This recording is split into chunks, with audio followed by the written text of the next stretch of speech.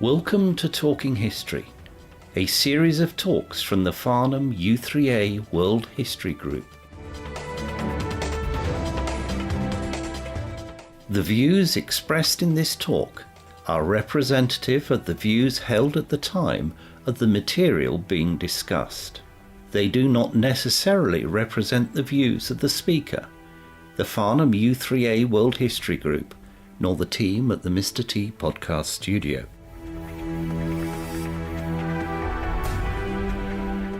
In this talk, the second of our short talks on entertainment and entertainers, Adrian Martin tells us about Thomas Henry Sargent, better known as the Cheeky Chappie, Max Miller.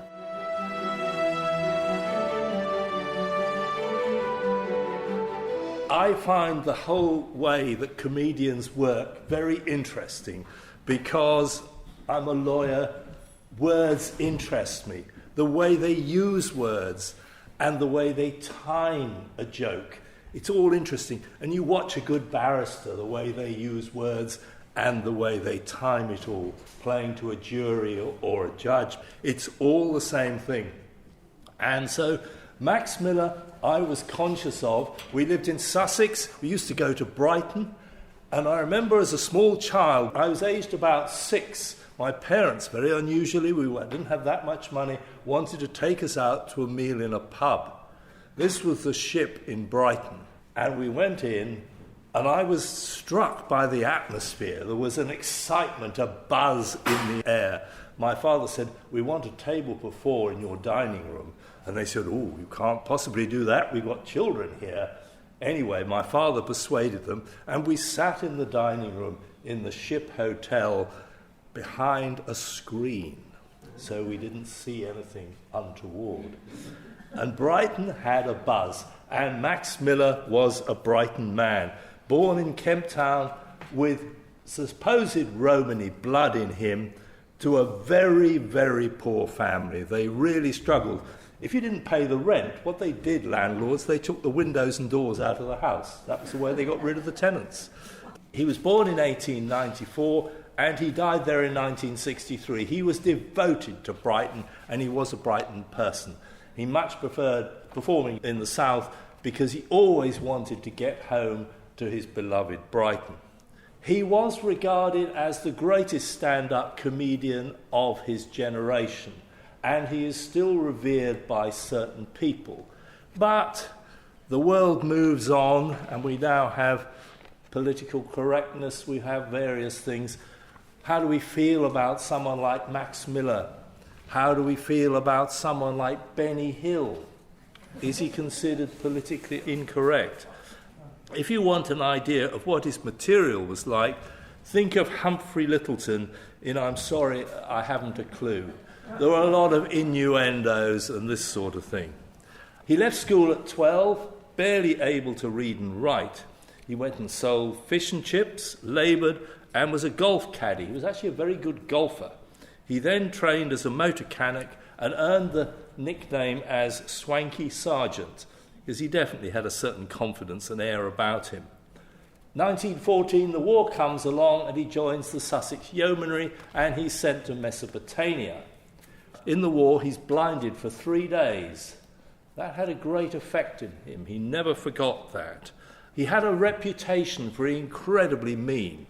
He earned an awful lot of money, a fortune, but if you went out with him, he always sort of was slow to get to the bar, so he didn't have to buy the round of drinks. However, he never forgot the blindness, and one day his wife came back to the house in the war, and he said, "We're moving tomorrow." And she said, "What do you mean?" "Well, we're moving because I've given the house to St Dunstan's," St Dunstan's being the charity at Rottingdean which provided homes for people blinded, and he just made his house over to them so they could use it because of the demand for it, unfortunately. It was said that he was so tight with his money because when he was a child, every penny was valued. I wondered whether to give you a little song to wake you up. Brace yourselves. If ladies want to leave the room, please do so now. He used to wear the most extravagant costumes on stage, and he did tap dancing. And he sang, played the guitar. So this is the song. A boy and a girl, they go hiking. They're both of them wearing their shorts. The boy and the girl, they get thirsty. They go for a couple of ports. When the boy and the girl get back from hiking, the neighbours get all in a tiz. For he's come home wearing her shorts and she's come home wearing his. This is the sort of, it's music hall stuff. Is that harmless? Is it smut? My wife, who's got Scottish blood in her, thinks my pleasure at some of these jokes is a little bit sad. He comes back after the First World War, determined to be an entertainer because he'd actually joined a sort of a troupe of entertainers in the war. And he went to London, but he wasn't any good, so he joined Jack Shepherd's concert party, an Alfresto theatre company on Brighton Beach. Whilst there, he met his wife, Kathleen Marsh, a fellow performer. She had a good voice. She was very strict with him. She was definitely posher than him. Her brother became the mayor of Brighton. The marriage survived for many years, but it was a shrewd move on his part because she was a really bright businesswoman. And she also said, Thomas Henry Sargent is not getting you anywhere. So she decided he should be called Max Miller. And one of the reviews talked about him being the Cheeky Chappie. So he said, OK, let's market you as Max Miller, the Cheeky Chappie. And that was an enormous breakthrough. So he starts performing. They start, incidentally, as a double act, but it doesn't really work. I don't think she's quite up to that. And he was always happiest on his own. He had people accompanying him, but he was a solo performer. It's interesting, preparing for this talk, he was regarded as naughty, and some of his jokes might be offensive to women, but one of the points they make, he put across this camp image. His wife made his costumes, and he'd wear +4s, and she'd make them out of curtain material and things like that. And he would look fairly extraordinary. And he used to play up to this camp image. And whether that's because women feel less threatened by someone with a camp image who's making slightly risky jokes at their expense, I don't know. Because he'd make little asides. He was more, you know what I am, you know what I am. Well, of course, he wasn't anything like that at all. But he pretended he was. And he was always making these little asides. He trod the line between going over the top and staying within the boundaries very carefully. He said, you must be audacious, be daring, but never be knowing. And I think what he means by that is, I think Benny Hill probably was knowing. There was something slightly salacious about his charging after ladies sort of thing. Whereas Max Miller was more fun. It's a fine line, but he wouldn't have had any swearing in his jokes, and the modern comedians, he would hate some of the material, the language they use, because he was much more subtle about it. But he was always walking the line slightly. Quite often the management of a theatre would be at the side, or he was always pretending they were, they're listening, you know, and he'd go on like this. But he knew how to play the audience, and he was undoubtedly very funny. There are a couple of jokes I will only tell to men only. He got onto the radio. Radio didn't really work for him because when you saw him in person, he was so friendly and he was cheeky. He'd pick on a member of the audience and have a go at a lady. But there was nothing malicious about it. Whereas I think on the radio, the jokes may have appeared cruder because he wasn't there and people weren't seeing that it was all good fun and they were all there to have a good time. The money poured in. The BBC didn't like him. It is alleged they banned him twice. Whether they did or not is open to debate. The joke which is alleged to have got him banned from the BBC, I will only tell to men. But he was undoubtedly pushing the borders. But that sort of thing, it did him well. to go, word going, oh, have you heard he's not on the BBC? Well, the BBC didn't really ban him, I think. They just didn't put on a show. But he let the word get out, oh, he's been banned by the BBC. So they all poured into the theatres, and he got £1,000 a night for a performance and was raking in the money. So he loved live audience. His ability to play to an audience makes the joke certainly less blue. He played 3 Royal Variety performances. One of the things he used to come on, he says, do you want the blue book or the white book? And that was the jokes, the blue jokes or the white book. He went to the Royal Variety performance in 1937 and he shouts up to the Royal Box, do you want the blue book or the white? And they shout, blue. His last performance of the 1937 Variety performance, who should be there but Jack Benny, the American entertainer. Now, Jack Benny was given 20 minutes and he was told he got 6 minutes.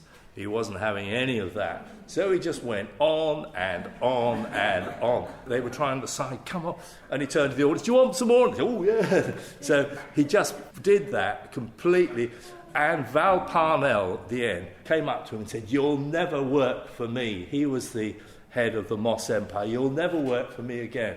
And Max Miller turned to him and said, well, you're £120,000 too late, mate. And then, 6 months later, Moss Empires were in dire financial problems. No one was going to the London Palladium. Who do they bring in? They bring back Max Miller, who fills the house again, so they re-employed him. He recorded songs, but gradually, in the 1950s, music hall was beginning to die a little bit. I think Roy Hudd had his roots in the tradition of music hall, but he knew that the world had moved on. He still did okay. His health began to deteriorate, and in 1958, as his health began to deteriorate, he started to drink. He probably needed 2 drinks to get going, and he had the 3rd, and then he began to lose it a bit. So by 1958, his heart problems were coming, and he retired. He lasted for a few more years and died in Brighton. In my mind, a brilliant entertainer. It was said that John Osborne modelled the character of Archie Rice in The Entertainer. You know the play, The Entertainer? John Osborne said in his autobiography, this is not so. Archie was a man, Max was a god. Anyway, when he died, his wife was somewhat surprised to discover that he had left quite a large amount of money to a lady which she didn't know anything about, and I expect that she was one of many. So a brilliant entertainer. Probably, would he be in trouble now? I don't know. Listen, if you've got the courage, go and listen in the privacy of your room to some of his jokes on YouTube. Much admired by a lot of comedians these days. I said he was mean. He was extremely generous with his time. I saw this clip, Bob Monkhouse, Roy Hudd, and other comedians all said he may have been tight with his money, but when they were starting their careers, he would sometimes listen to them, and he'd say, okay, and he'd spend an hour or so just dissecting the act and say, look, you did this wrong, think about doing this, try and do this. So he was very generous to help other comedians, though he couldn't stand Tommy Trinder, who he thought copied his act. And he also didn't like Charlie Chester. Well, I never liked Charlie Chester. The reason he didn't like Charlie Chester was that Charlie Chester looked a bit like Max Miller, and he thought he was trying to pretend he was his son. So the census taker was going around the house to house checking on children, and he asked the woman, have you got any children? Yes, 13, but I'm not having any more now that I've got my deaf aid. He said, what's that got to do with it? Well, every night we went to bed, my husband used to say, are we going to sleep or what? And I used to say, what? So that's the sort of humour. And that is a little bit of fun. And I don't know whether I've got to resign from the U3A or not.